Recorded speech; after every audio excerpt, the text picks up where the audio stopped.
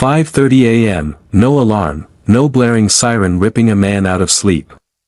No snooze button slapped in a panic, just light. Quiet, gray, honest light, the kind that shows up on its own, whether you're ready for it or not. A man opens his eyes, he doesn't jolt upright. He doesn't reach for his phone. He just lies there. For a moment. Breathing. This is a 1,200 square foot house. 3 bedrooms. A single car garage. The kind of house you drive past 100 times and never look at twice. There's no marble. No chandelier. No wall of windows overlooking a private beach, there's just a hallway. A worn rug. A house that has clearly been lived in, not staged, and somewhere in that hallway. Quietly, sit 7 figures of net worth, no one would guess it. That's the point. Now, picture the version of rich the internet has been selling you, a man in a rented Lamborghini, filming a 9-second clip in a mall parking garage, a Rolex he bought yesterday and returns tomorrow, a private jet he chartered for exactly 1 photo. It's a costume. Worn for an audience that will scroll past it in 4 seconds and forget it by dinner. The loud kind of wealth is rented. The quiet kind is owned. There's a name for what you just watched in that bedroom. Financial researchers call it stealth wealth. It's not a strategy. It's not a marketing angle. It's a way of living that has one rule: never let your bank account fight for attention. The people who actually have money rarely need you to know it. The people who need you to know it usually don't. Here's the first lesson, and it's the one almost nobody teaches: he isn't rushing. Nobody is waiting on him. Shot, an empty nightstand. No phone buzzing. No notifications stacking up. No boss is calling. No calendar is screaming. No meeting starts in 4 minutes. He wakes up, and the day belongs to him. That's the real asset most people miss. Not the number in the account. The ownership of the hours. Money bought him something far more valuable than things. It bought him mornings. And that, right there, is where this story actually begins. He walks to the kitchen. Same route he's walked for 11 years. He knows exactly where the floor creaks. He makes coffee. Black. Regular grounds from a bag that cost $6 at the grocery store. No oat milk. No caramel drizzle. No $9 charge for a cup with his name spelled wrong on it. It's not that he can't afford the latte. He could buy the whole coffee shop. He just knows what that latte actually costs, not the $9. The $9 that never got the chance to grow. That's the part the ads never show you. He heads for the garage, and there it is, not a Lamborghini. Not a Tesla with the doors that open like wings for a camera that isn't there, a 10-year-old truck. 210,000 miles. A dent near the tailgate he's never bothered to fix. It starts. That's all it needs to do. Here's the math nobody puts in a highlight reel. A brand new truck loses roughly 1/5 of its value the moment it leaves the lot.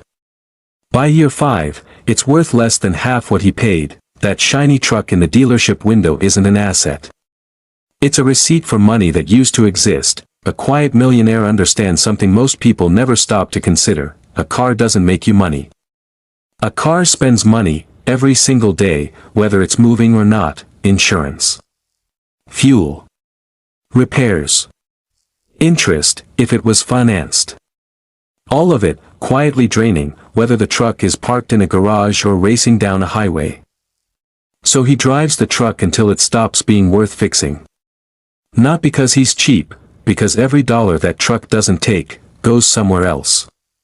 Somewhere that grows. He gets dressed, a gray t-shirt. No logo, no brand splashed across the chest. Jeans that fit fine and say nothing about him at all, and then, the watch, not a Rolex. Not a Patek Philippe with a 6-month waitlist and a story built for Instagram, a Seiko. 40 years old.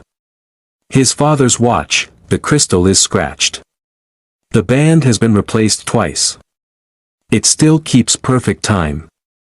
He straps it on, and for 1 second, just one, his face changes. Not sadness. Something quieter than that, then it passes, and he stands up. No logos. No labels.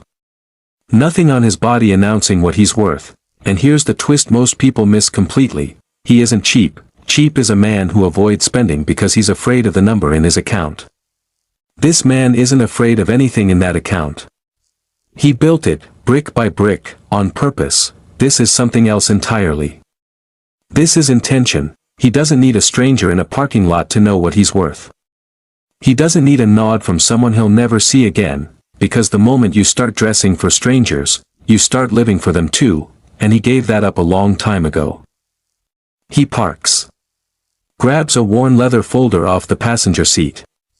Walks inside. This is where the empire runs from. 200 square feet.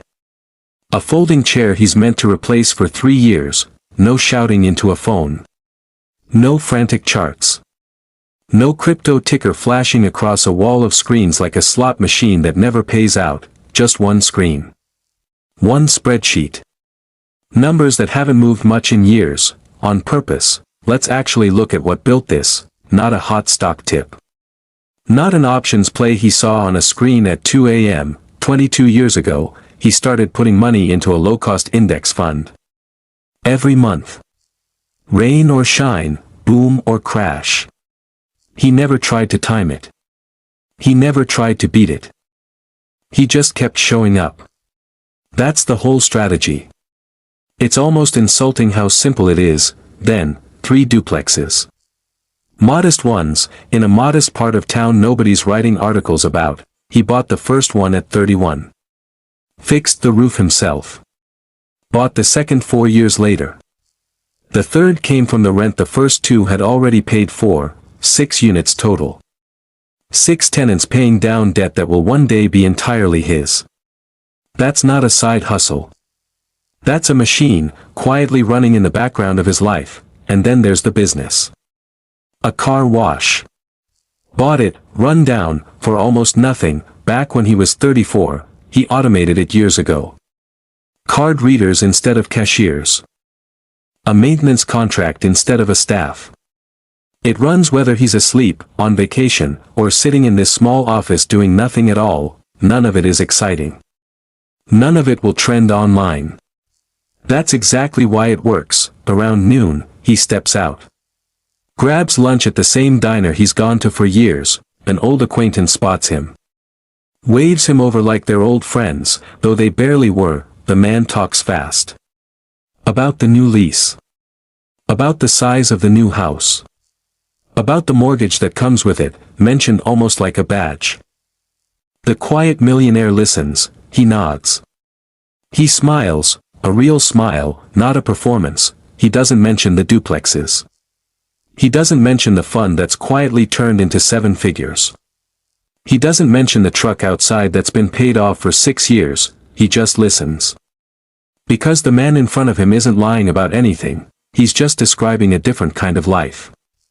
One built on payments instead of ownership, and the quiet millionaire has made peace with something most people never do. He doesn't need anyone else to know which life he chose. There's a difference between looking rich and being wealthy. It's not subtle once you see it. Most people just never get shown where to look. Looking rich is a performance. And performances need upkeep, the lease payment due on the first. The credit card minimum. The mortgage on a house sized for a life he hasn't grown into yet. It's a treadmill. Fast, shiny, exhausting. Step off, even for a moment, and the whole image starts to slip. Being wealthy is the opposite. It's quiet. It's invisible. And most importantly, it doesn't need an audience to be real. It's not about what you can flash in a parking lot. It's about what happens the day everything goes wrong. Let's talk about the day everything goes wrong. Because for everyone, eventually, it does. There's a term for what he built. Crude, but accurate. A pile of cash, sitting quietly, doing nothing but existing, just in case. 2 years of expenses. Sitting in cash. Earning almost nothing, and that's exactly the point. It's not there to grow. It's there to survive. When the market drops 30% in a month, and it will, someday, without warning, he doesn't sell a single share. He doesn't have to. That's the entire secret. Panic only visits the people who are forced to act. He just keeps his coffee routine. Keeps driving the dented truck. Keeps letting the index fund do what it's always done, recover, eventually, the way it always has. Or picture the other version of everything goes wrong. A diagnosis. A surgery. Weeks away from the car wash, away from the duplexes, away from any income at all. For most families, that's the moment debt starts. The moment a GoFundMe gets created out of desperation, not choice. For him, it's an inconvenience. Uncomfortable. Inconvenient. Not catastrophic, the cash is already there. The duplexes still pay rent whether he's healthy or not. The car wash still runs itself, indifferent to whatever is happening in his life. That's what the fund actually buys. Not luxury. Not status. Just the absence of panic on the one day panic would cost him the most, and that, quietly, invisibly, is the entire empire. Late afternoon. The truck rolls back into the same driveway it left that morning. He steps inside. And something changes the moment the door closes behind him. The phone goes face down on the counter. Not for a photo. Not for a story. Just, down. The evening isn't complicated. It never is. He plays with his kid in the backyard until the light starts to fade. He fixes something in the garage that didn't really need fixing, just because his hands like the work. No notifications interrupting. No urgent email that can't wait 40 minutes. Nothing about this hour is monetized. This is the return on the investment nobody talks about. Not a dividend. Not a rent check. Just presence. So if the truck is 10 years old, and the shirt has no logo, and the watch is older than he is, where does the money actually go? It goes into what he eats. Real food. Organic, unprocessed, sourced from people he actually trusts, not whatever's cheapest and fastest, because he understands something most people never calculate. His body is the one asset that can't be replaced, refinanced, or repurchased. It goes into healthcare. Not the kind you wait 4 months for. The kind where a doctor actually knows his name, and catches the small thing before it becomes the big thing. It goes into sleep. An absurd amount of money, by most people's standards, spent on a mattress, a pillow. Blackout curtains that actually block out the whole street light outside, because he's not trying to look rested for a photo. He's trying to actually be rested for the other 16 hours of his life. And then there's the one purchase that costs more than the truck, the watch, and the wardrobe combined. Once a year, he takes his family somewhere with no cell service at all. 4 full weeks. Paid outright, no financing, no point scheme, no debt attached to a memory, no emails. No portfolio checks. No car wash dashboard pulled up on a laptop at 11 p.m. That's the purchase that never depreciates. Nobody's ever regretted a month like that. Plenty of people regret the car they leased instead. One more thing, and it might be the most important one, he pays someone to mow that lawn.